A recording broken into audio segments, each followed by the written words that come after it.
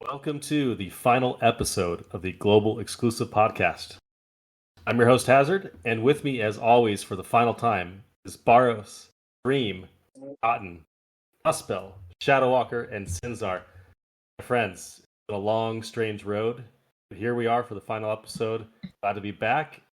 I think I'm ready to download FFBE again. Are we glad to be back? Like, who's actually glad to be back? Wait, I don't know. Bharos tied me to a chair and dragged me here. I don't know about you. hang on. I thought you guys had kept the podcast going this whole time while I was gone. Are you telling me you stopped? We took a short break. It's only been about 15 I went for a months or pack of something. cigarettes. Yeah. I think so- our interest in the podcast, unfortunately, followed the same curve as Gumi's interest in maintaining a solid game.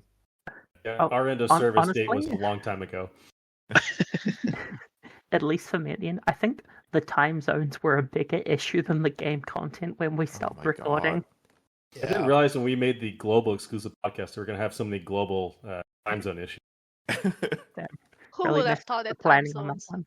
The problem is Bharos was the only one willing to edit, so we couldn't get rid of him. Yeah. Yeah, Because but also in reality, I am kind of the challenge mostly because like right now I had to get up 6 a.m. on a Saturday just to join. Yeah. So Well, I it mean, will if be we had easier. gotten rid of any one of the time zones, it would have been fine. But having people Having all in of them. Australia, New Zealand, Well- and then Sweden, and then also the U.S. and Canada. US and Canada are in the same time, so what the hell are you talking about? I mean, within a couple hours. Yeah, I think the big one was me and Barris being the two most willing to stay and being exactly 12 hours apart most of the time. Anyway, You we know- finally managed to get everyone back together for one final time. Yeah. So Did you- so first did you first we need to figure out who logged in the last. Like who was the latest to log into FFBE? Because like I logged in a month ago exactly. My final login was the day after end of service. I did a final news video and then I logged out, and I literally haven't been in since that day. So That's 1 day. That's 1 day shorter than me. Okay. Because I Well, logged out on the news on the news, and then I never logged in again. I logged in like 2 hours ago to check my total login days for this, which was like 2,800 or something. Okay, but who hasn't logged in for the longest? Because I think it's me. Because I have not logged in. When did I quit? It's been since then, and it's that's What about well over a Hazard? year. I feel like Hazard must have been like the one that quit first. Well, Hazard returned to the podcast a couple times, right? Did but you? not. So I quit the game a long time ago, but I did come back specifically for the CG Ramza banner, and I logged out Of after course, that. of course. Oh, I did the So- same thing. Whatever that was. Yeah, that All I was know is I came back from fairly Chow. recent. I feel. Seriously. Yeah, because it took him like 8 years to actually freaking do Yeah. it.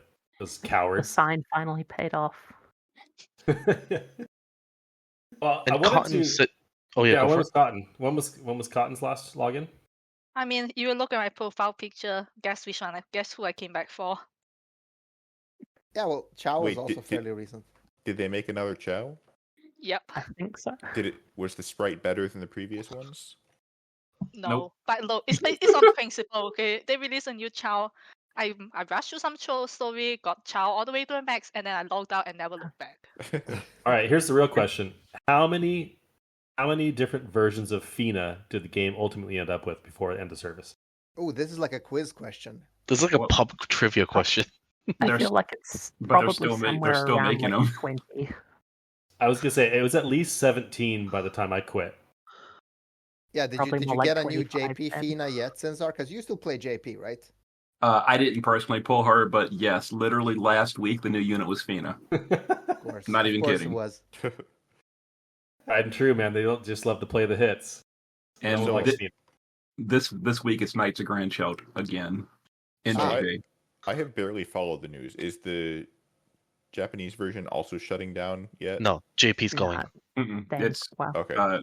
seemingly very healthy. Actually, they're having more content than they used to in the past. And I mean, they this is basically- now that we actually get into the pod content. This is what's actually been a mystery to me most of the time, because there's this healthy game in JP that Alim is running, right? And then the only thing Gumi did, well, they did do, of course, GL exclusive content, but normally the only thing they otherwise did, especially towards the end, was just localize the content from Alim to GL, right? And I cannot believe how that is not profitable. Like, I do not, it's like the math doesn't add up. Right, Then like there's does strange Gami one. also do other stuff? Like didn't they recently have a gacha that also failed? Well, in Brave Exvius, Gumi actually does more than just localization. They do all the programming and coding and bug fixes, and most importantly, they merge the two games, which, from what I've told, is the majority of the work is not the localization. It's a merging the mess. two different games' codes, which is why like maintenance takes 10 hours, et cetera, et cetera. As far Right. as So, like you'd say, the poor decision in the beginning was really to create these GL exclusive features, right? So we're saying Yeah. that global exclusive was a mistake. Yeah. you see, Yeah, okay, so basically. I mean that it's a fair point, but the question you have to ask yourself: if the JP version was literally in English, would you play the JP version? And I feel like most people that play global would not, because if you play JP as it is in JP, a non-Japanese person would not enjoy like the grind, the way everything is stretched out, and like the grind alone would kill the majority of the global audience. So Oh, they definitely how made bad the is game it? better on global. Like A when sing you say the grind, how bad a, is it? a single MOG event in JP, and anyone that I don't think any of y'all play JP to confirm for me, but trust me, running the game on auto farm literally nonstop will take something like 12 hours to finish the event. That's Wait, running it what? non-stop. I thought 12 our hours. latest MOG events, like the ones towards the end of the game, were bad, but that's Yeah. nowhere near. The ones on global, you finish it in maybe 45 minutes. It's 12 So- hours on global. So Or the- more on yeah, JP. just to add to this, I did play JP for a few months before I ended up dropping it too. JP's requirement for you to be engaged in that game is much more insane compared to GL. So I completely understand why Gumi in the beginning made the decision to diverge the game away from JP. And that seems to be true, but it's like you have to realize that this is like an 8-year-old game, right? Yeah, But like Yeah. for for a lot of modern its lifespan. I gachas, think. the engagement is much more involved now. Like we're already deviating from whatever schedule agenda that we had, but it's just that modern gacha games the past 3 years, it requires a lot more engagement than FFB ever did. FFB GL ever did. So it's kind of sad to see FFB GL have to close because it was like one of those minimal investment with a lot of fun in it. But yeah, it's just unfortunate how it turned out. I mean, Yeah. but then you also have to ask yourself, maybe a bit of the grind and engagement should have been higher in order for the revenue to be higher as well, right? Like it's very difficult to know. And I don't know. I mean, to me, like, would I still? I think Sinzar's question is actually fair. Like, would I still play FFB if it was that grindy? And yeah, answer would be Honestly, I probably no. dropped FFBE because it was grindy already. Yep, yeah, that's why I dropped it too. Is Mhm. Dark Vision. So basically, what we're saying is, the Japanese server was like, RIP to global, but we're built different over here. Yeah, I think over time, like for the most part, all of like the global changes and exclusive content were by and large a net positive for the game and for our version. It just Like- built up sort of too much technical debt and stuff over time. Yeah, but it Yeah. And I sounds to guess me like they development- just never properly did it, right? Like, I mean, or I don't know. I've worked in software my entire life, and to me, this also sounds like they just didn't properly plan to actually be able to merge the code of these two versions constantly, and botched it. And then, Oh, of yeah. course, that of course requires a huge amount of work. Then, if you're gonna be every week merging some shit version that somebody else kept hammering on, because Sinzar, I think this was confirmed by everyone that like also the code base of FFB in general is just very spaghetti and yeah, just poorly built, I guess. So to give an example from what I've heard from people that worked on the team and all, a common scenario would be like this.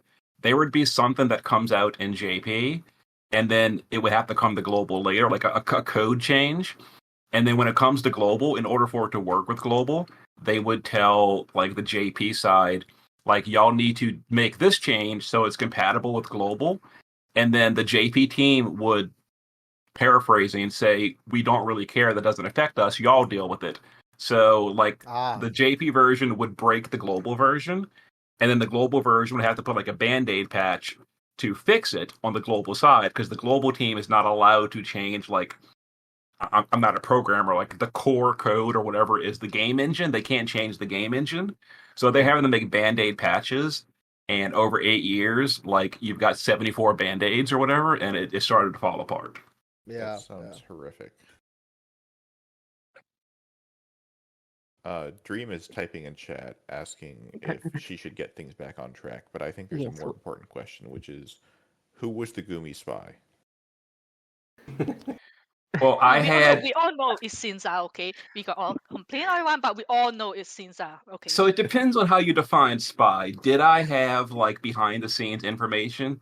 Yes. But I feel like a lot of times when someone says like the Gumi spy, they're looking for like who was ratting out the players to Gumi, and that was not me at all. The only thing I would run to Gumi about is like game bugs and stuff. I wouldn't be like, hey, this guy is one of the cheaters in Dark Vision or something. Like, I don't approve of that, but I wasn't like telling on players in that sense. I was like I was only reporting the negative bugs to try to help them get fixed quicker. But Sinzar, so now you have to also... the Gumi spy then. I was one of many that had contact. But listen, Sinzar, I need to ask a question. So what were the benefits? Like, what did you get? So his percentage on polling was significant. No. Like 10% rainbow rate. So that kind of stuff, if it did happen, it was 100% outside my knowledge. People have suggested, oh, my account is rigged. I don't know. As far as I know, it was not. No, the only like perks I got was sometimes I would hear information about banners coming, what they were, and stuff like that. As far as like any kind of actual in-game like power or changes, I didn't get it. All I got was like previews, like, hey, we're getting Esther in 3 weeks. I'm like, oh, that's kind of cool. Stuff like that. Oh, okay. Yeah, I was just thinking like maybe you got like 50,000 lapis weekly.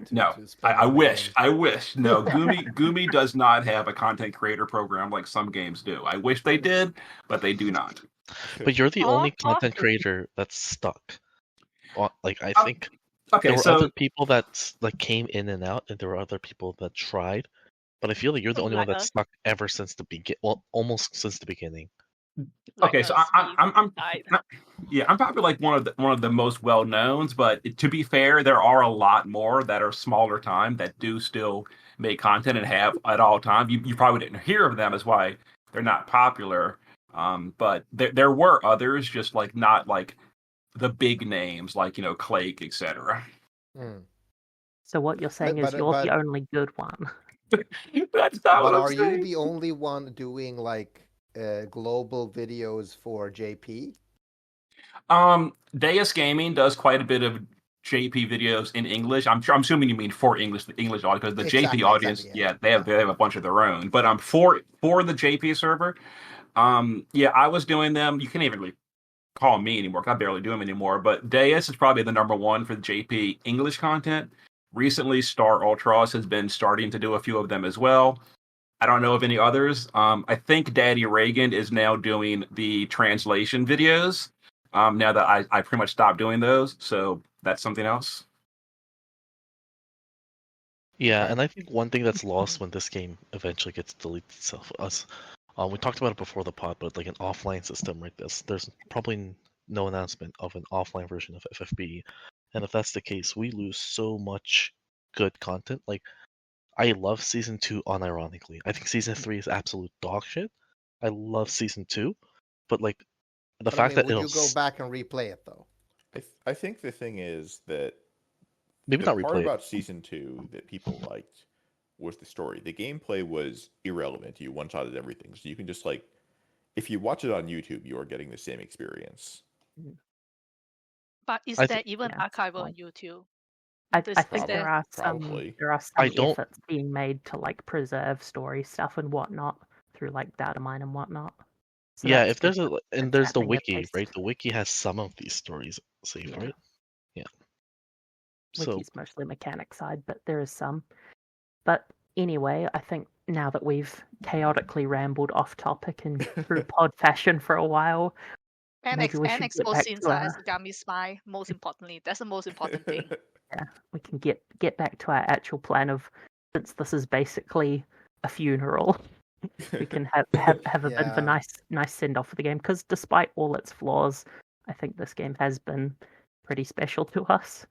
So I Yeah, thought it's it would be been nice to really just... special to my fucking wallet. Well, That's a I you think, problem, Barrows. Yeah. I think Dream's right though. I know we talked about this before, but one of the things we want to do in having this podcast is definitely off-topic ramblings, because that's part of who we are. But more importantly, to provide some of our favorite memories of the game and the community around the game, because that's been what's really been special and what's kept us, kept us here for years and kept us coming back for more, even after we shouldn't have. So maybe we can start. We can just go down the list and have a few memories each. So Bharos, we can start with you. What are some of your favorite? What have been some of your favorite memories of FFBE? This is a great question, and I've been reflecting over it a bit over the past days. And one of the unhealthy things I'm realizing about my consumption of FFBE is that many of my favorite memories are tied to pulling units. Not so much, actually interacting with the game's content, but more being happy over a lucky pull, which, in honesty, I don't think is a very healthy approach, especially to gacha games, because, I'm making the same mistakes in another gacha right now. We'll talk more about that later. But that is actually the case. Like I remember incredibly fondly pulling the first Regina, pulling the first Noctis, pulling the first Lightning. Actually, all of these things are super warm in my heart. Whereas when I try to think about content, the only things I can think about is finally beating the very first Marlboro trial. I don't know if any of you still remembers that. The super difficult one. Yeah. Mhm. That was a fun memory because I really struggled beating that. That was really tough for me. And I guess aside from that, like actually, just to rub it in, I do also remember fondly winning the global exclusive podcast Dark Visions competition. That Do you I also really? remember. I Do do. you? No, but as a self-reflection, I mostly remember pulling units, and as I said, like that's not super healthy. So yeah, that's my memory, I guess. Should I go next? Yeah. Go for I it, have Dream. quite a list, and funnily enough, none of it involves unit releases, I don't think. Oh, Because, like, for the game itself, I remember, like, obviously trial releases and stuff, trying to get into those mega threads really early and trying to get my shitty internet to upload faster and whatnot for the stuff. Another big one I remember is the Mog Cake event back in year one. Like, looking back on that in, like, a model lens, it would be absolutely shocking having to, like, pay Lapis for better recipes and to unlock all your crafting slots just to be able to sleep through the night, be efficient and all that stuff. But it really was like our first prototype of what became Mog King events and stuff. So that's like pretty memorable and stuff. And then a couple like more unique to me is ones like making. Do you remember the Golden Riser strat with Bulwark's counter and stuff? Doing that. yeah, fuck that. I mean, Yeah. how is that a fond memory? Like, Oh, wow, yeah, you I are remember a you bad hate person. That's right. But no, there's sort of finding that and then seeing it pay off once that went live was really cool.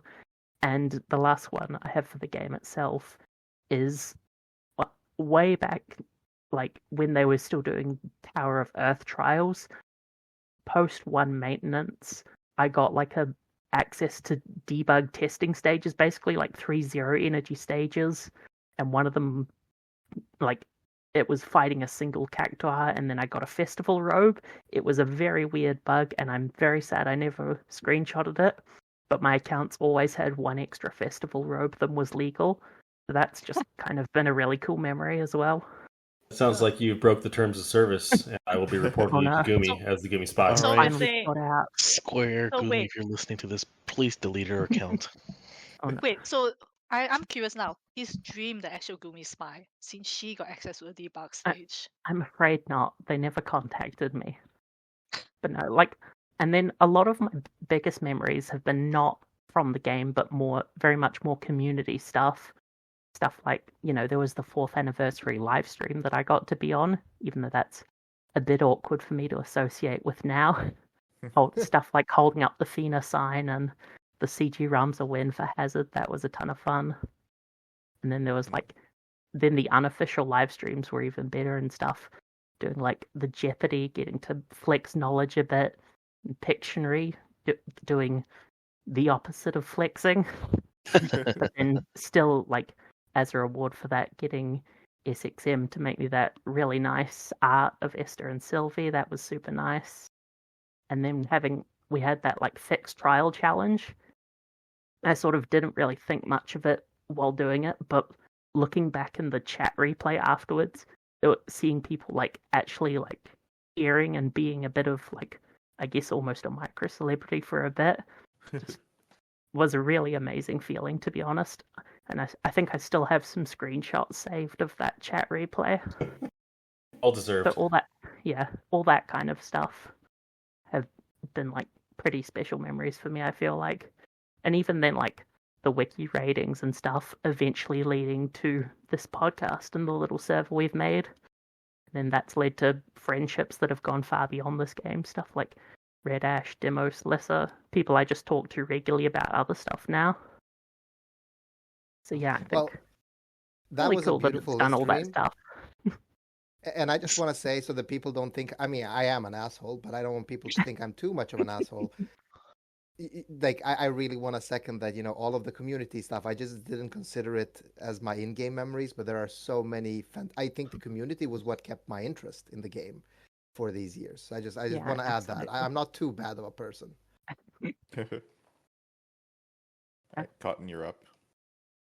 Is it time for the cotton train? Choo choo, motherfuckers. Well, like we would stop you. Like we could stop you. Bharos can mute my Audacity feed. Yeah, I mean, I just never include Cotton's Audacity feed. Like Cotton thinks she's been in the podcast episodes all up until now, but she's not been in like the last 40 ones. Damn it, Bharos, how could you? Oh.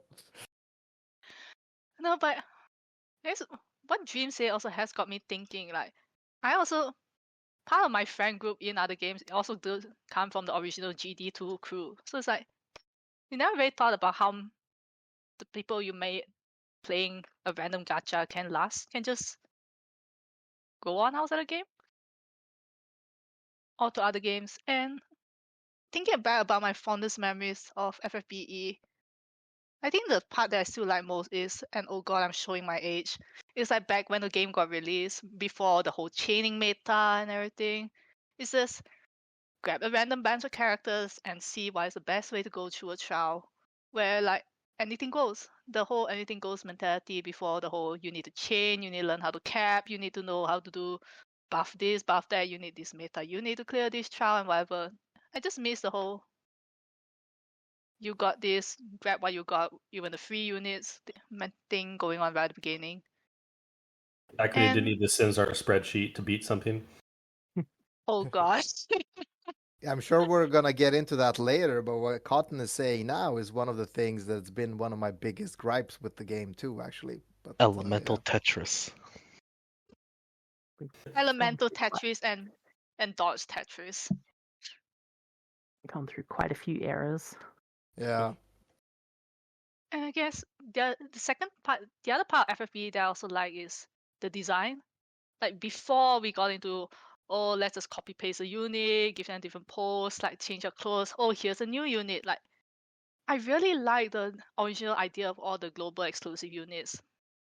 Like they just have a certain, and especially like on one Especially hand, a certain K9 unit, maybe. Oh shush! No, but like, on one hand, they're realizing that someone else's designs, like maybe the in-house designer or for the units that won the competition. But they, for whatever we complain about Gumi, their in-house sprite work is amazing.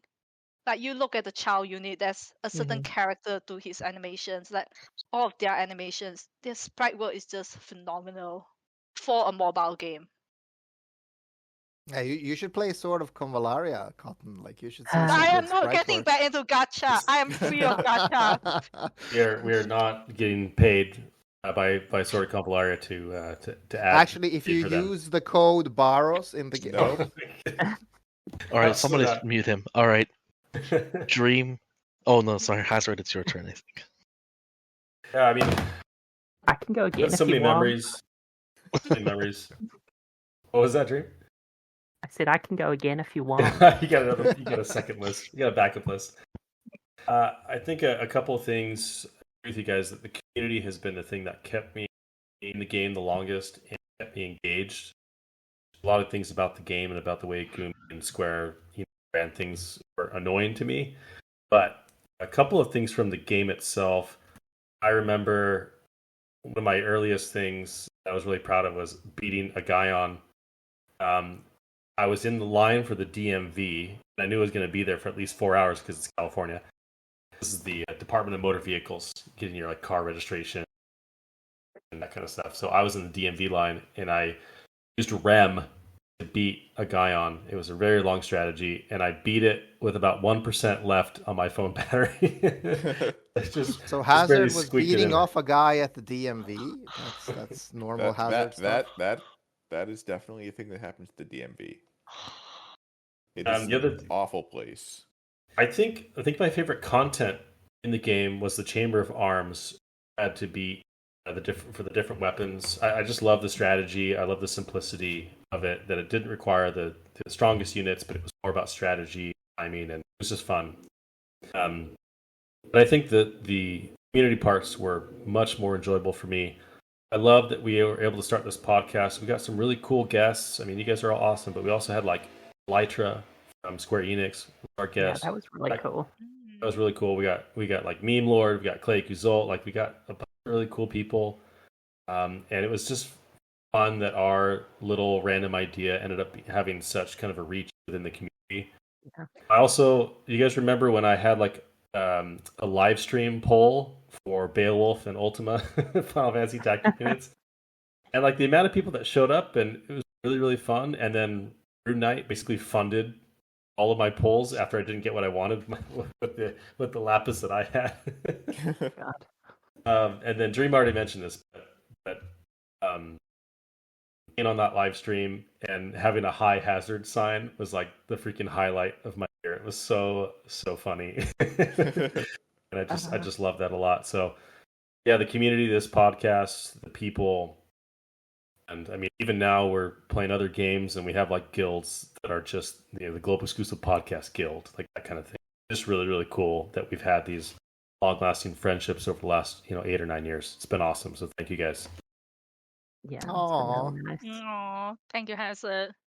And come to think of it, like 8 to 9 years is a very long time. I mean, what? How many people got kids in that period?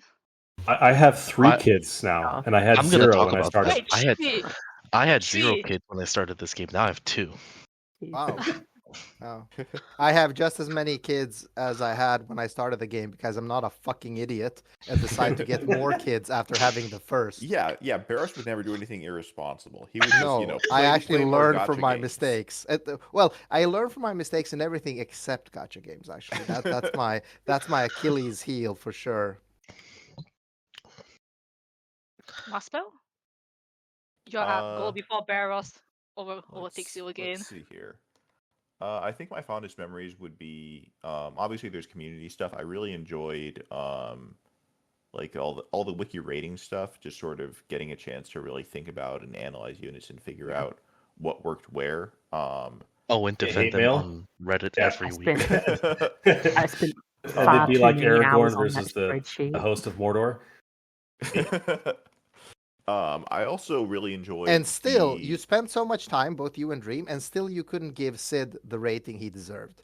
Like, Don't make me start the child argument again, okay? Sid was rated too high as it was, but I also really enjoyed the earlier trials. But they're like most of FFBE, the design of the content and the unit started to fall apart the longer the game went on. But that's a topic for later in the episode. But I think the last trial that I really loved was probably Venomous Vines. Maybe it was Scorn of Venomous Vines. I don't know. But I felt like that was sort of like the end of the era where you could approach a trial with a very defensive strat that wasn't really the intended one or that most people were doing and still be really successful with it. And past that, it changed. But I always really enjoyed being able to go into a trial and not burst past it, just, see everything that the boss did and live through it and see the entire fight and win anyways. Shadow, you're up. Okay, well, yeah, I thought about this for quite a bit. I literally started the game the second day it came out, and I still remember that whole feeling because like I never played a gacha game before, and I was such an innocent, nice person, and now I'm a gacha addicted. I need something on my phone to pull. You need to keep pull units. Keep pulling units. So I blame FFB, and it's because I knew the franchise, right? I knew FF, and FFB was a very low entry barrier, and I think at the time, as I was like finishing up college, I just needed something on my phone to do other than to study, and one thing that I like fondly remember about this game is that every major moment, like whether it was a major unit release or a major trial, I kind of have a memory that's tied to it.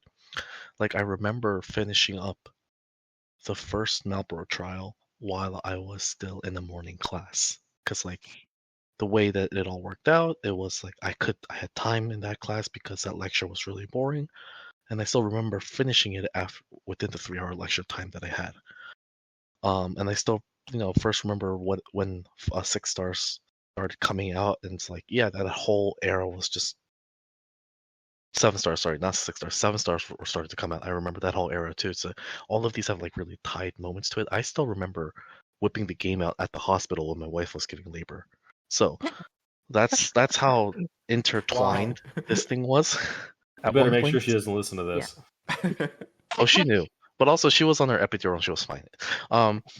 So it's like at this point now that we have to say goodbye to it, like I realized that it's been there through these like major events of my life, whether that was my first child or getting my first real job, getting that big promotion, like all of that was this game was a part of that in some way, whether I like consciously recognized it or not.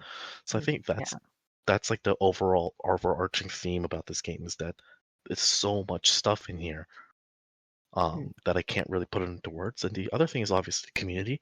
I was quite involved in the the damage calculations at one point, and then I was obviously involved in the wiki discussions as well. And I also like really don't know how I got into this podcasting, because I'm not too hard into the content creation as I was compared to Muspel or Dream were at one point. I just kind of like snuck in here somehow, so I always felt like the imposter here, but that's okay. We're about to end it with, and then nobody would have figured it out if I didn't tell you. So I guess my favorite memory specifically is Telphosaurus. I still think Telphosaurus specifically is the most well-designed content Gumi has ever created, and they've never reached that peak since. So yeah. But yeah, Sinzar. just thinking about that like life events thing quickly and stuff, realizing that like in these past 8 years, all within the lifespan of FFB, I've like completed a whole degree from start to finish and basically rebuilt who I am as a person, and that's all been within the game's lifespan. So it's pretty incredible. But I mean, that's I guess what you're saying. This is why I also teared up. Like I was already done with the game. When I logged in on the end of service news day, I still teared up. Because, I mean, the game has been a part of all of our lives for such a long time. Yeah, and people realize this too, but 8 years is a very, very long time for a lot of people's life, right? So, I mean, even just the podcast duration, like, look, in hindsight, it doesn't really feel like it was going for that long, but when you actually look at like the uploads and stuff, we were doing that for over 3 years. God, were we? Yeah. Yes, That- I was and still that doing kinda it while I was baffles in me. uni. I'm I've like, wow, definitely it was graduated really for a that while long. now. Yeah. We did like 100, 200 episodes or something overall. Wow. Wow. Okay. Yeah. But sorry, I need to hear what Sinzar's favorite memories are. They're gonna be of some weird ass trial you required 3 spreadsheets to beat. I can't wait for this. Oh, well, you see, the thing is, because I'm assuming our audience is going to be a lot of the, audience of just the Brave Exvius video watching community. I don't want to like rehash a story I've already told a few times. I've done a few of these like farewell videos with other people over the past week or two. So I'll just give you guys a cool memory from Brave Exvius, because you wanted just memories from Brave Exvius. So during the 5th anniversary, most of you remember that I was one of the sponsored content creators for that anniversary event. So I'll just tell you a little bit of the story about how all that went and why it like stressed me out so much for no reason, but I'll tell you why it stressed me out for so much. So to start off, as we talked about earlier, the like Gumi spy thing is really only on the Gumi side. I would talk friendly to some Gumi people and, I knew them and all that. I didn't know anyone on the Square Enix side. No one. But the whole sponsor thing was from the Square Enix side. So the whole thing started off as one day I got a message from Justin, and he started talking to me, would you be interested in doing sponsored content, which had never happened in Brave X. Remember, we've never had sponsored content aside from that one time in the 8 years of the game. So I said, sure, why not? I told him, we should always do more sponsored content, etc. So he put me in contact with a girl from Square Enix who I had never talked to before. So I talked to her for a little while. Then she said, all right, we're going to have you talk to our legal team. So I'm like, you're just a casual content creator. I'm like, okay, sure. So then I go and talk to like their lawyers or something. And then they discuss like NDAs and how I have to do this and what the sponsorships mean. And I'm like, okay, sure. So they like, I forget what it's called. Hazard probably knows. Like they docu-sign the contract or something for me to sign. And I'm like, okay, sure. So I just do it, thinking it's no big deal. If I send it back, the next day they're like, all right, we need to talk to you some more people from legal. So I'm like, okay, so we talk, and they send me more documents. I sign them again. The third day, the same thing. I have to talk to more people and sign something else again. They're all very friendly and all. They're not rude in the least. It's just like I'm like, okay, this is obviously a really big deal, apparently. So I sign it, send it back. And then they tell me the whole details. You've got to beat a boss on stream. That's how it originally was. On stream, beat a boss, and if you do, the community gets rewards. Great. Then they announce it to the community. As soon as they announce it to the community, I start getting, I not kid you not, 20 to 30 random messages a day from people I've never heard of. Just, I hope you win, stuff like that. And then, of course, the goofy ones, like, do you need some help? Do you want me to explain to you how the boss works? Stuff like that. I've never heard of. Oh, God. And I'm like, all right, that's pretty cool.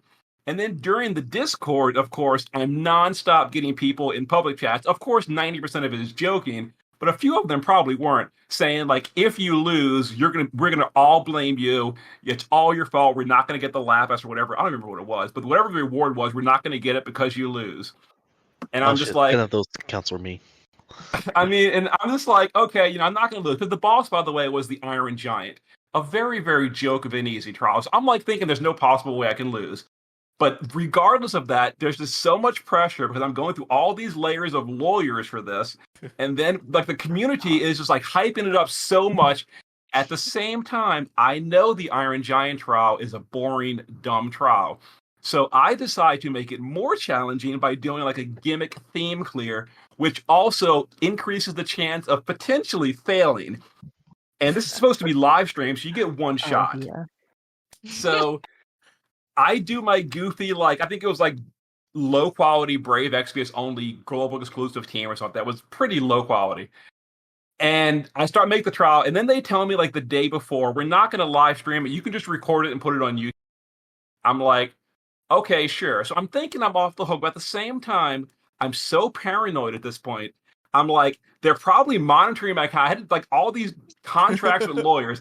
I can't go in there and fail, and they're gonna know. If I go in there and don't do it on the first They're gonna know. They're not gonna give the community the rewards and all that. So I'm like, I gotta do it the first try. So even though it's an off the air, just recording video, as I always do, I've done 1,000 videos at this point. It's just another video of a super easy trial. I'm like shaking basically while I'm doing this video, hoping my voice doesn't crack. First try. I know I can't do a second take. If I lose, I have to upload the fail. So I go in there, and of course, it's the Iron Giant trial. You can't lose the Iron Giant trial. So I go in there, I crush it, I upload it, and I'm so relieved, and it's done, and it's over. So, like, I basically worked myself into a frenzy for absolutely no reason over one of the easiest trials in the game. But it truly did. It truly stressed me out. You have no idea how much. You're not That was envy great. the slightest. That Man, was a fantastic story. I can't believe that was what was happening behind the scenes. Look what a few lawyers can do to Sinzar. Hazard, how could you? If only I could have put that type of pressure on Gumi to the game a little bit more and get rid of DV. I got anxious enough doing the unofficial stream stuff, and there weren't any lawyers involved in that. Just say hi to one on screen, though. That's true. Hi. Go for it. No, I was just saying hi to Hazard again. Oh, I dream. Oh my gosh, there's so many good memories of this game, and it makes me think. I know it lasted for quite a while, and I remember when we did the fan festas. Do you guys remember those? And we had one in Long Beach, and we had one in LA, and I went to both of those. And those were awesome. I remember Hiroki being like, "Yeah, we're gonna be here for the next 10 years." I'm like, "Yeah, whatever, dude. Like, there's no way it's gonna be 10 years," and it almost did make it to 10 years. JP though. JP's going 10. Yeah, JP will probably do it. Yeah, I mean, they're gonna make it. So Yeah. it's crazy. How much annoyance there was even back then, and it still lasted for as long as it did, and brought a lot of joy to people's lives, and intertwined in a lot of people's lives, especially ours. And obviously, our friendships and relationships have developed over that time because of that game. So it's pretty awesome. We get to reflect on that and reflect on these memories that wouldn't have been here had someone at Square Enix decided, "Hey, let's make this random word Exvius. Brave Frontier copy. Yeah, let's make this into a real game."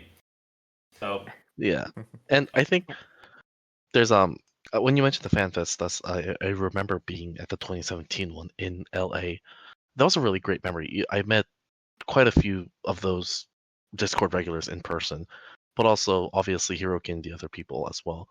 But one of the more, I guess, memorable interactions was with Shali, and I know she's not with us right anymore, but she was really really bright, and her presence in a bunch of nerds that was smelly was just refreshing, I guess.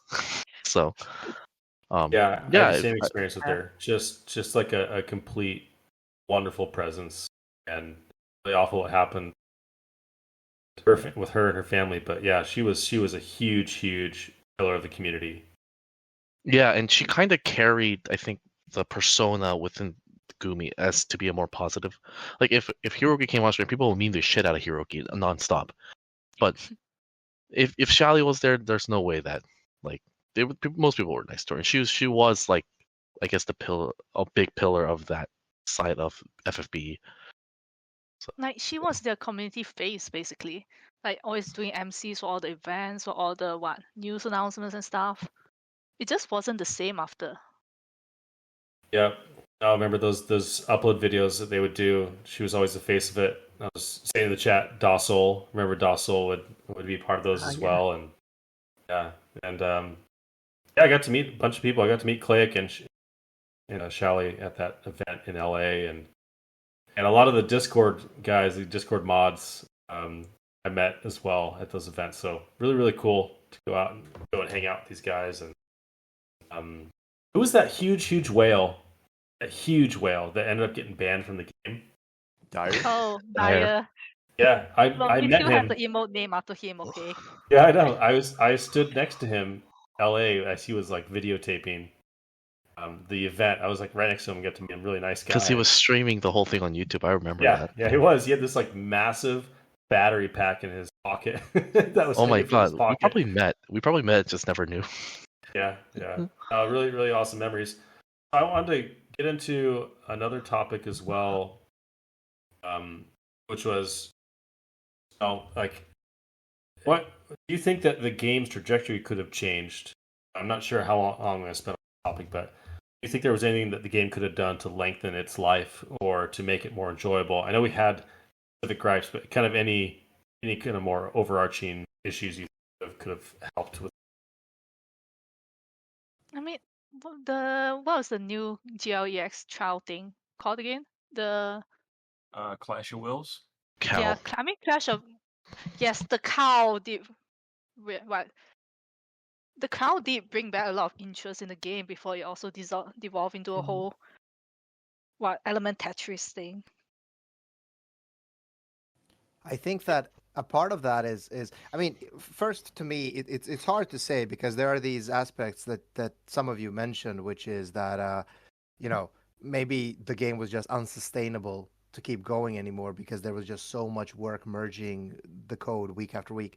But one of the big things for me, and I really don't want to mean this in a bad way because I know we give Gumi a lot of shit, and I don't mean this, but I honestly think that some of the design decisions were just off when it came to the game because we went from having interesting trials that required strategy, that had multiple ways to clear with multiple different units and ways of doing it, to the cookie cutter templates that we had to do towards the end, that were not only very specific in what you had to do, but also often required very specific units and the famous Sinzar spreadsheets of like the 15 turns you had to do everything perfectly.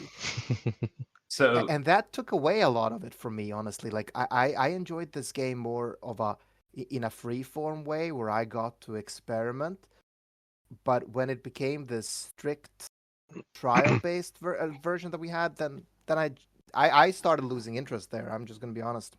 So if I can just cut in for a second, Bharos, a bit of a game philosophy discussion. So I definitely understand what you're saying, that the game did get very narrow in terms of what you needed. You needed the meta units and all that. You're completely correct on that. My question is, and you're saying that's a horrible thing that made the game bad. To take devil's advocate for a moment, the thing is, when you're adding challenge to a game, you have two options. You can make it pretty flexible and you can take anything you want. The problem is, if you do take the optimal meta team on a trial, tuned around, take whatever you want, it becomes a joke of a cakewalk. So on the other hand, if you tune it around, take the meta team, and the meta team is very challenging, then you can't overpower it because the meta is, the bar. And then, of course, anything lower becomes just, impossible or unlikely. But do you feel that would the game be too easy if they just made it take whatever you want? And then, of course, if you take the meta team, you just steamroll it? Well, that's actually a very interesting question. I'm actually not sure of the answer. I'm not sure whether the game would be not fun if that was the case. If you could just bring the meta team and blaze through everything, but if you brought something else, you could do what you want. However, I want to address something else, which is I don't necessarily think that's the only other option. Like, I mean, I understand and I have full respect for how difficult game design is and how difficult it is to create trials that will be challenging yet not easy to overpower. But I can't help but feel that the way we went about it was just, I mean, just imagine like some of the cow trials, like, oh, you have to use these elements on these turns, you have to use these actions on those turns, you have to make sure you have this unit with this ability, you have to have a tank that can do this and this and this with these elements. Like there was this whole thing that you had to do just to pass the trial, because all of our trials were either you get wiped or you get to live to the next turn to solve the puzzle of that turn, which I get some people might find fun. I just never did. Dream, you wanted to say something? Yeah, I think my take on it is just like when you're trying to have power and complexity progression over time and keep adding things on, there are changes you could have made to like slow that down and stuff, but it's almost a sort of inevitable outcome with that things are eventually going to kind of get more and more overtuned and eventually collapse under their own weight. So I think just the core loop of that, it's sort of an inevitable outcome, even if it could have been delayed a bit. Okay, Shut but up, I have a Muspel. counterpoint. I just have a quick counterpoint. Like, but you have these MMOs that have been running for forever, right? And they have constant power progression that obviously a character at highest level right now can beat the content that's 5 years old by just walking into the room. But they don't have that problem. They don't have content collapsing on itself. They can keep having challenging, interesting content, right? So I'm not sure it's inevitable. I just think Gumi made it But inevitable. the thing with your MMO comparison is that is the kind of also like the game designs. A lot of MMOs are tap target or reaction based or shooters or just ARP action games or whatever. While FFB is like kind of structured like a traditional JRPG with turns and stuff. There's Well, also the also fact just to address the way that MMOs do it as well, Bharos, they actually do remove that complexity, so to speak. If you remember World of Warcraft, they did that like stat squish one time where they just reduced all the numbers in the game. It was a big patch, but they just reduced everything because it got out of control. And but that's my point, right? Like there are ways to do it. You for sure. never got it. That's the problem, because like you play WoW now. I actually still play WoW. I play Classic, so if anybody wants, hit me up. But it's like they can still have new content without it being horribly overly complex or just this like, well, we've gotten this far, so now we have to require literally everything that's in the game up until this point. The big limit of it, or the big comparison point there, is that something like WoW isn't a gacha, whereas a gacha has to keep incentivizing you to pull for new units and stuff, and they also can't nerf any old things because they're things that have been paid for. So whereas I mean, I don't know if that's fully true. I mean, an MMO usually is also has but an MMO usually has item progression, right? Like the I mean, it's the same thing there. An MMO, you need to pay for monthly, right? So it's in interest of the developers to make sure that you spend as much time in the MMO as possible, so you'll pay the next month's fee and so on. And they do this by incentivizing getting new and more powerful items constantly, which is basically pulling a new unit, right? Like you get the new and powerful items, so you can beat the new and powerful boss. And again, it doesn't necessarily need to devolve into the state that we had towards the end of FFBE. I honestly... Oh, sorry, go ahead. So, I mean, just going back to your MMO comparison, I guess the way I see is that MMOs do have finite classes or classes, units, whatever you call it. There's only so many different specs. And it's not like they're getting a new spec released every week. So you only have to balance encounter design around those certain few specs. And because there also isn't that much of a number bloat, like just thinking, my experience with MMO is Final Fantasy 14. Like, so no matter what trials you design is, what trials, bosses, everything, the boss will all have a certain attacks, sequences, things like that. And there isn't that number creep to completely trivialize a trial. But you go back to something like FFBE, where you get new units released, new units with completely different specs released every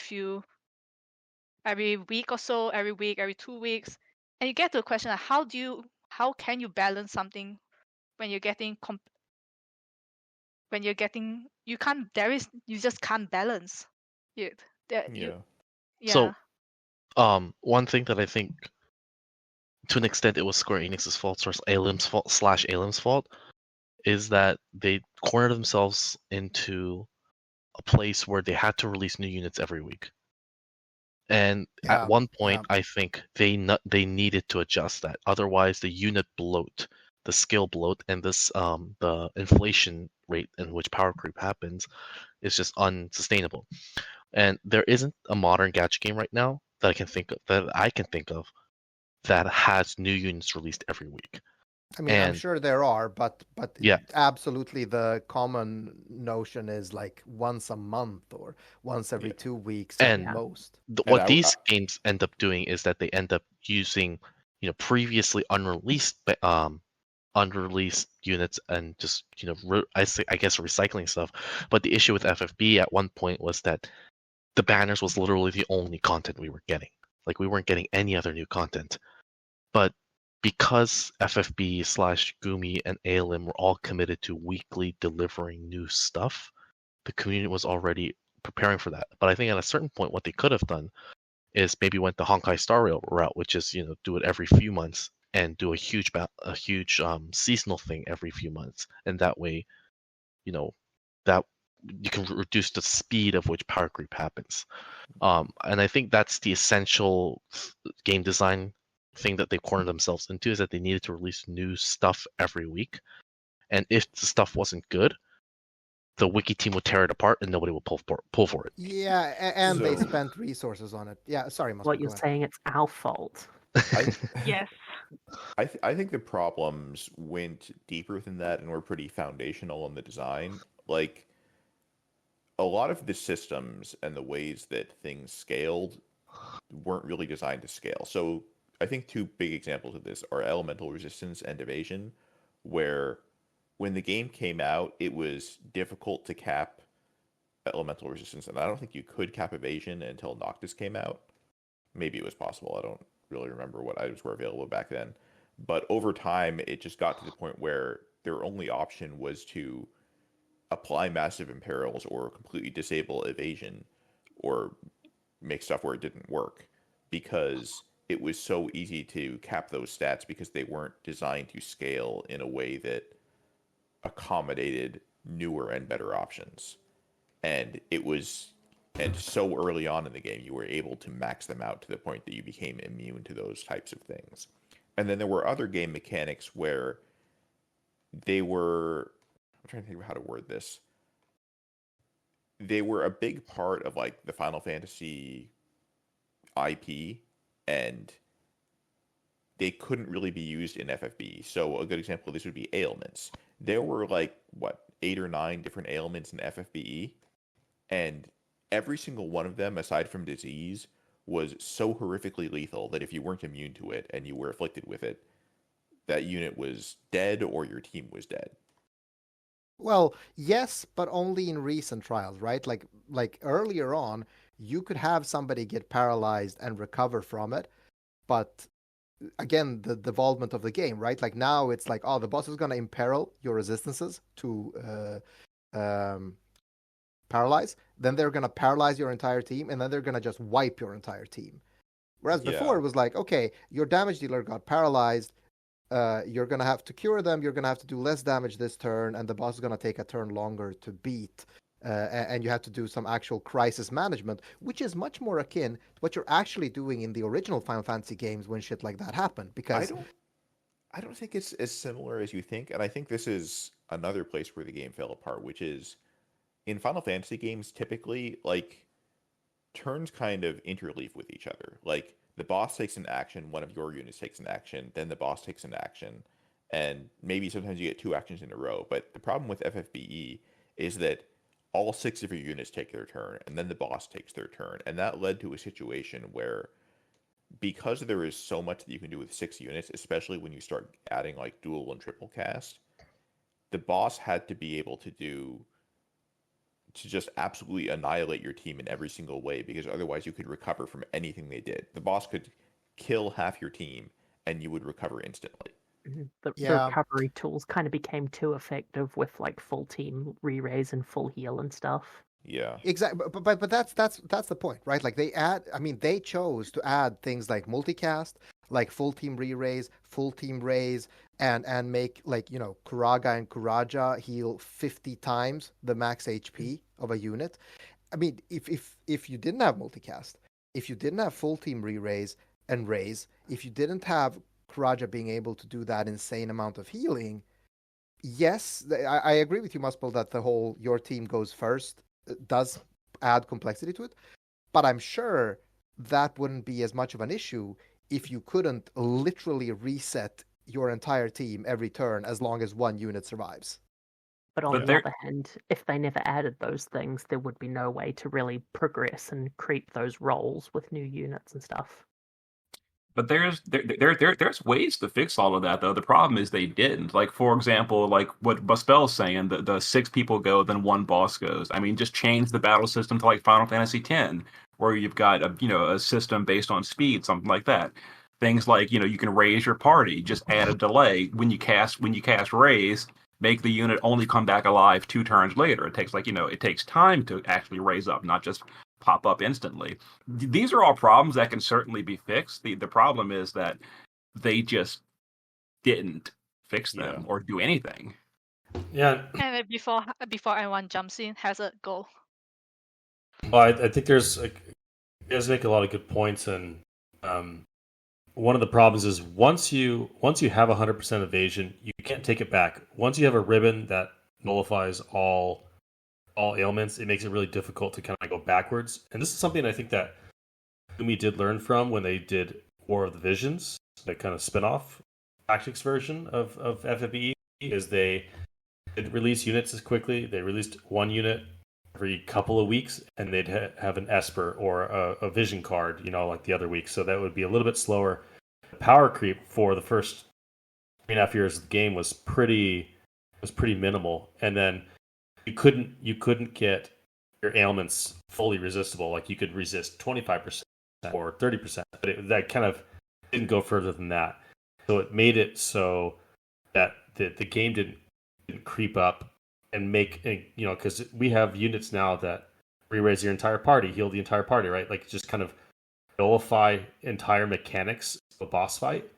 And they've done that so many times that they've nullified most of what is difficult. And, now it doesn't exist anymore. So that's why they kind of have to go to the spreadsheet list. But, these are things that they learned over time, and they'll get better at, and maybe they'll come up with a new FFBE or some other version of it that'll solve some of these problems. I hope they do. It'd be fun because kind of come with a built-in audience from Final Fantasy. Isn't that Swords of Cornelia, or is that Well, yeah, I don't think that one's not Square Enix, but yeah. I did want to ask you guys what you guys have been doing over the last 8 years. And how has your life changed, and what are you guys up to now? before that, did Bharos want to say something? No, I think I'm good. I can just mention that what Hazard is saying, I just want to agree with it, because I think a big part of this game's problem was that there was no long-term thinking over short-term greed. There was always the short-term greed of, but if we add a unit that can do a full party re-raise or a full party revive, that would sell a lot, and we would get a lot of money short-term.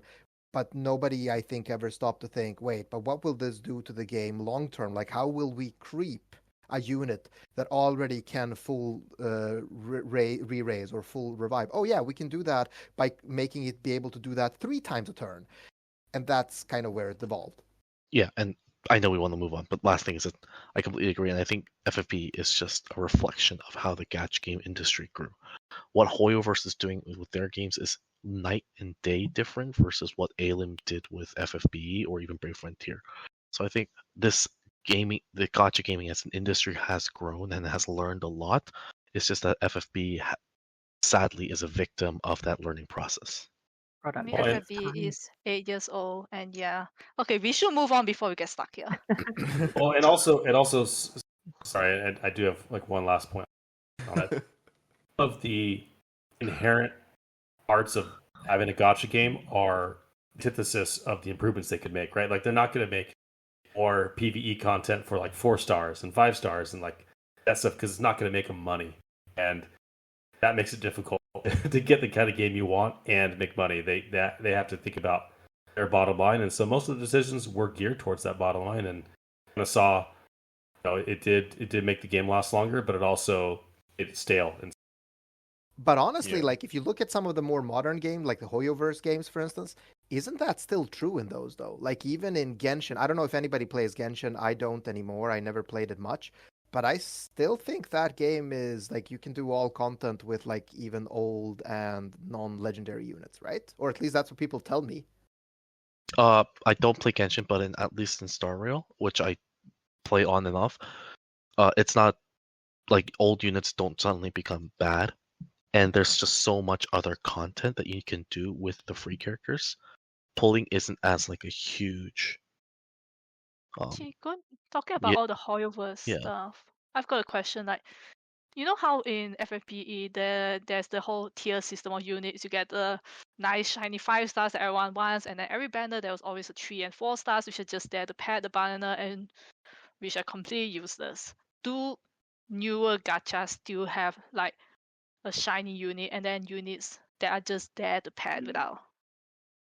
I think that's very rare. Like I don't think I haven't played any other gacha that does it like that at all. That added a 3-star and a 4-star to a banner.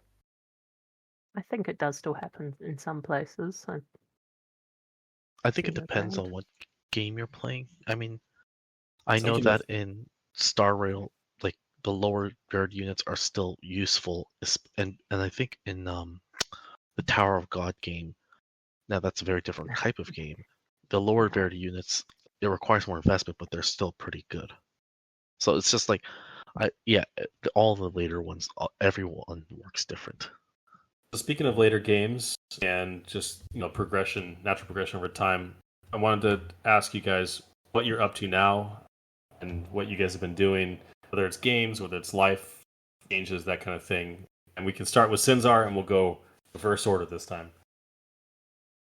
I've considered looking for and starting a new either gacha or mobile game. I've like Sword been of Congolaria.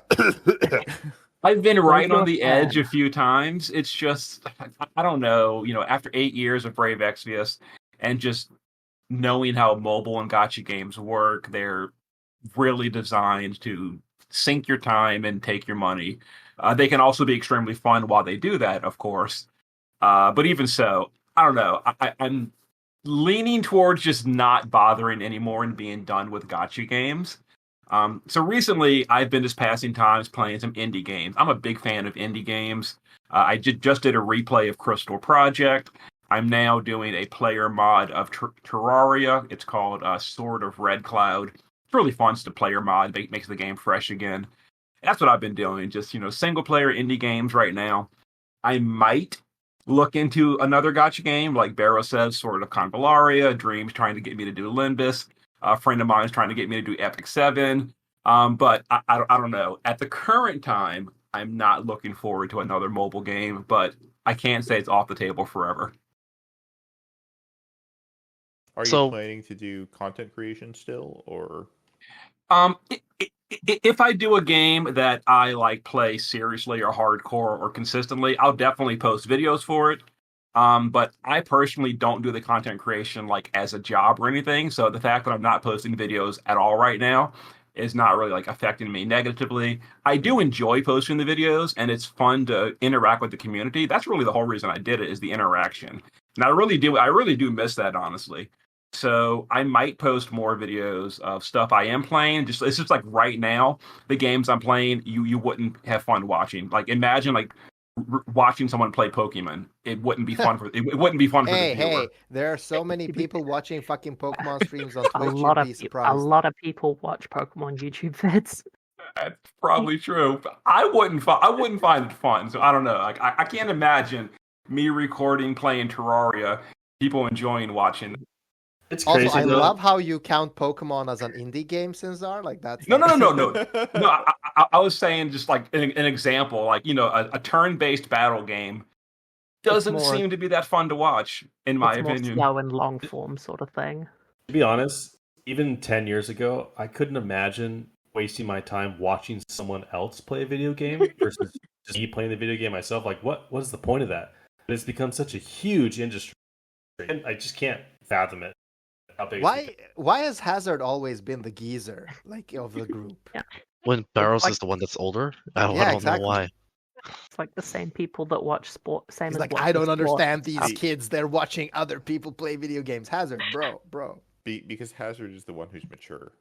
Yeah, I guess that's true. I never left 12 years mentally. All right, Shadow, what have you been up to? Other than kids. Kids is basically the biggest thing. Yeah, Shadow's been having a lot of sex. That's basically what he's been doing. No, kids is where sex goes to die. Hazard can tell you the truth. No, I've been traveling quite a bit because I'm on paternity leave, and being on paternity leave is great in the spring and summer. But I go back to work next month. But other than that, gaming wise, because of the new baby that came, I've been trying to wean off of my mobile games. So that's why Honkai Star Rail is mostly a log in and log back out type of deal. And I did try Sword of Convalaria and the Tower of God games when they all came out.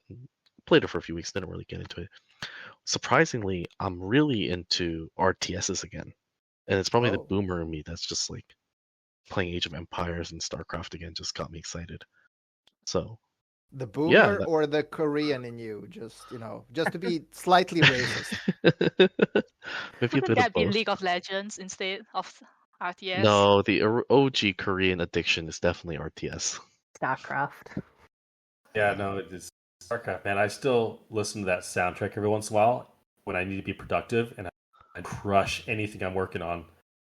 Music is so driving. That's so true. And like I think one thing that happened to me is that as I get older, and I'm not too old yet, but as I'm getting older, I don't want to learn new games or new franchises. Like, and here's a great example.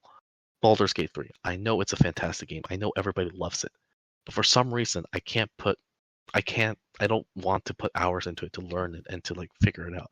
But StarCraft and Age of Empires and Tekken, these games are old. These games are something that I played when I was younger, and I don't need to relearn a lot of things. So what I'm trying to say is I feel like I'm getting old. You know what? Maybe Shadow is the oldest one out of us here. Just putting this out there. Yeah. That's very much an old thing to say, Shadow. I just feel like, yeah. Probably a bad time to say I feel the exact same way, Shadow. Yeah, but we already know you're old. We are just realizing now that Shadow is old too. So the first thing I want to mention is that Bharos, who I thought was my friend, tried to get me into another gacha game, and I said no. So Yeah, well, that just speaks to how mature and sensible you are as a person, actually. Because I tried pushing cocaine, and you were like, "No, I don't do cocaine anymore." yeah, I resisted the peer pressure. I remember Say what I no was to taught in drugs. schools. Yeah, their program works. Yeah, so I am currently in school part-time studying computer programming and then working part-time in IT. And then in terms of gaming, most of my time these days is taken up by World of Warcraft. Oh no. Okay, Classic. maybe we all spoke too soon. He's still doing crack, guys. Yeah. So what are you playing, Muspel, and WoW? I play retail WoW, Arms Warrior. Oh, you're one of those losers. Oh, okay. Well, I'm not a casual who does easy content in Classic. Yeah. Bharos, I looked at your profile on Warcraft logs. Do you have links? What? You have Oh like, a shit, that is comment. Discord Global. I thought that was just in the work. Oh, because I added that for the Warlock Discord. I didn't. Okay. Yeah, so you looked at my profile. Are you impressed? Well, let's see here. Your guild is ranked world 623. When I played back in actual Cataclysm, I was US top 100. So Oof. Big words, big words. But did you see my logs? Like I'm world top 5 on certain bosses, just saying. that is not what I'm seeing here. So this is not the WoW you have to podcast? switch. Oh, dude, you have to switch to 10-man. I don't play 25-man. Because in the classic Kata, the lockout is the same. So you have to switch to the default size of 10-man. All right, let's Anyway. move on before all of our listeners leave. Oh, we're All long two too of them? late for that. All right, Hazard, what have you been up to? So I haven't had FP in a long time. I have 3 more children than when I started playing FFP. had my final one back in February, so I still haven't Are you slept. sure it's the final one? Are you sure? I will take steps to ensure that the final. I can hear that he is a broken man. He's half the think that man he used to be. That usually happens by the time someone gets to the third one. Imagine if the third one was a twin. No, that would have been. Yeah, I would have died, I think. But yeah, I've been doing really well, and I still do. I've recently picked up some other ones. I still play For the Visions, but very casually now. And then I also play Octopath Traveler, Champions of the Continent, which is an awesome game. And what's really nice about Octopath is it's super slow. It's not time sensitive. This is totally my style. No PvP, none of that junk. It's just enjoy the story, enjoy the characters and the units. Very, very nice. And I'm hoping to play the actual Octopath game at some point when I have time. And then I'm I think you're also on Steam. dabbling into sort of Confilaria, but I'm definitely not. I'm definitely casual in that game as well. So just having fun. Just continuing my work as a lawyer and with life. So that's me. All right, Cotton. Okay, I'm going to go in between Muspel and Bharos' WoW EP waving and say I am a Final Fantasy one. So I'm better than you WoW people. Okay, link your EP then, Cotton. Let's judge you. My best is world number 5. Let's go. Bharos, don't ask her to link something we don't have the bandwidth to load. Oh.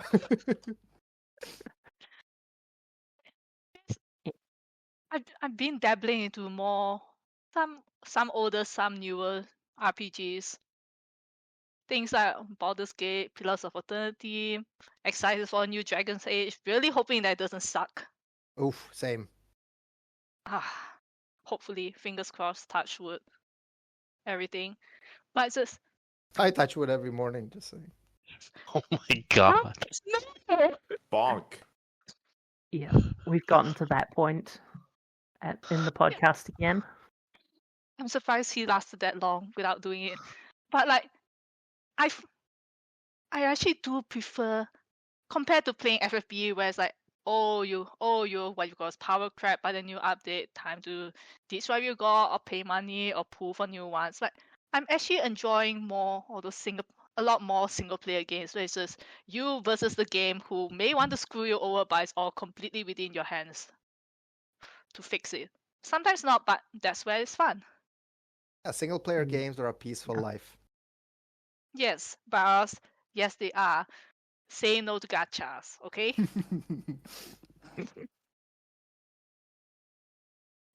Dream, what about you? I guess I'm up now. We'll not talk too much about the life stuff because, by the sounds of it, compared to everyone else, I'm certainly not going very well, to be honest. But that's okay. We carry on. But game-wise, similar to Sinzar, just doing the odd indie stuff, Void Stranger and whatnot. Earlier in the year, enjoyed Baldur's Gate 3 a ton. That's really good, and been trying to get a bit back into actual D&D as well, which is always a good time. And then on the mobile front, yeah, as others have mentioned, been trying sort of Confilaria a bit.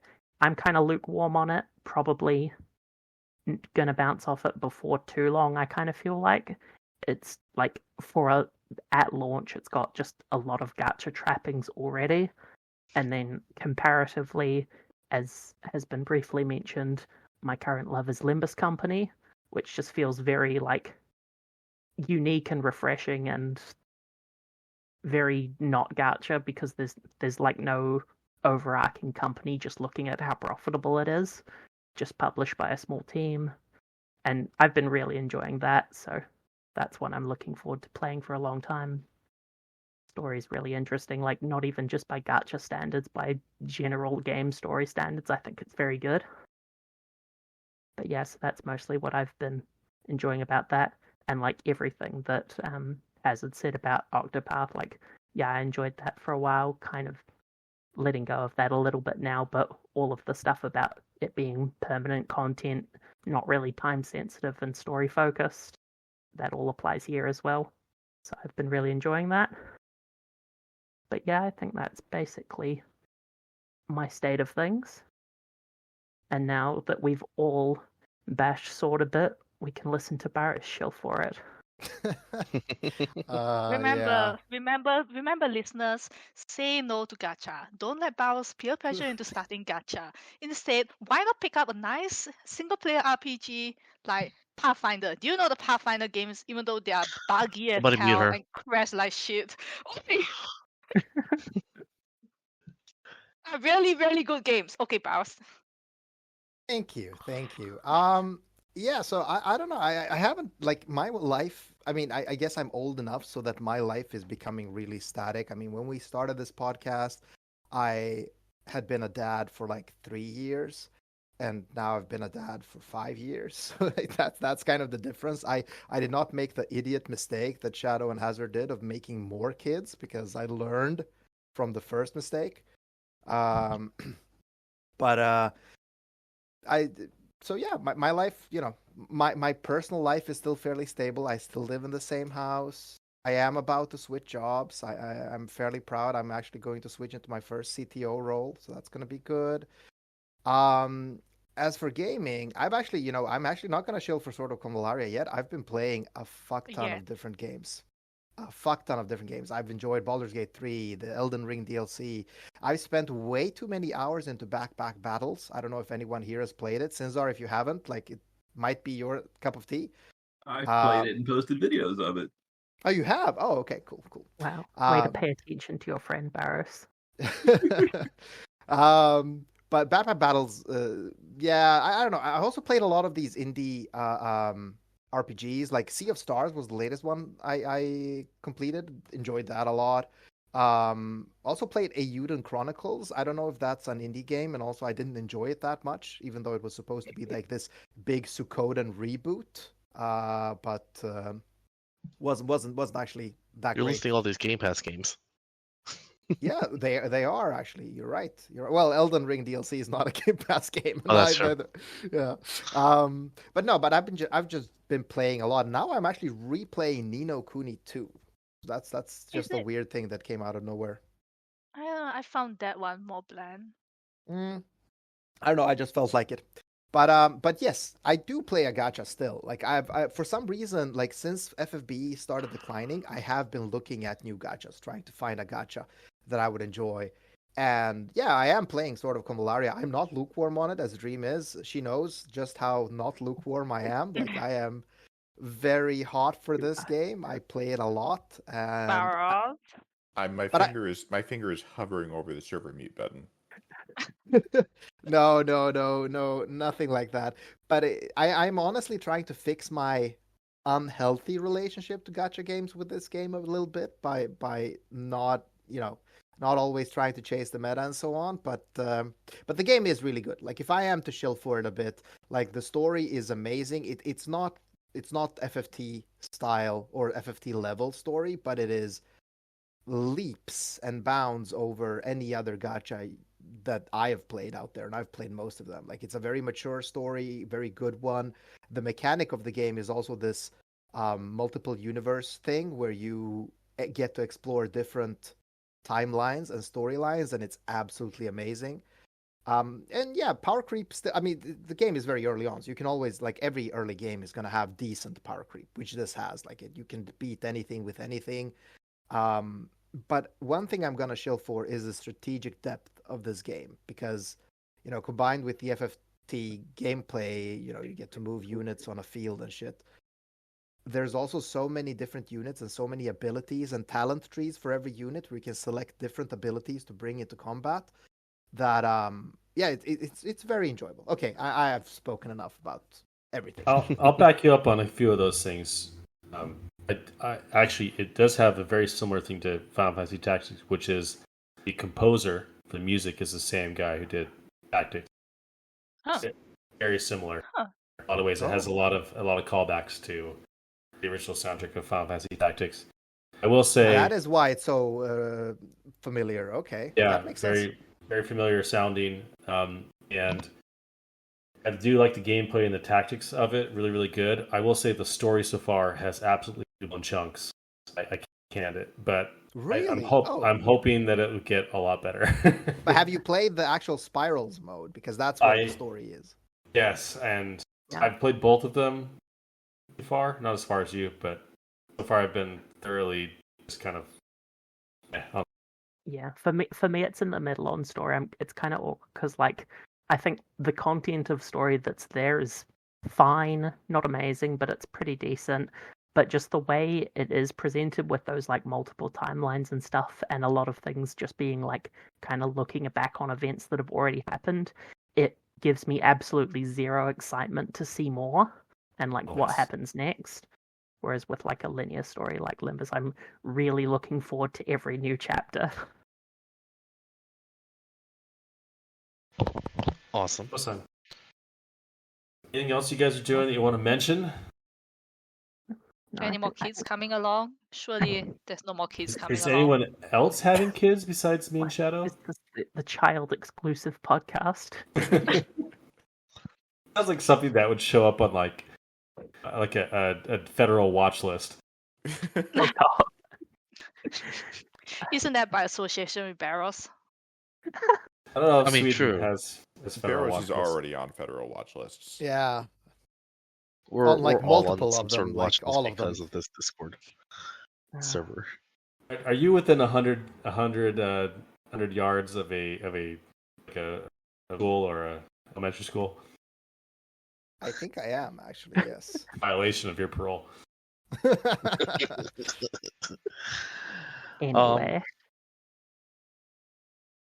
I don't It's think been- there's. It's been really good to talk to you guys, and it's Yeah. a shame that it's over.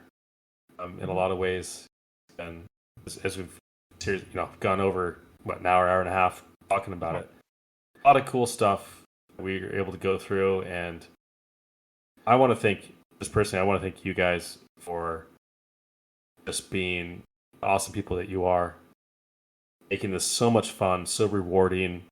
And when we started it, it was just going to be, I just had no idea how it was going to go. I'd never done a podcast yeah, we're before. just like, yeah, we'll give it a go. Why not? Sure. None of us know what we're doing.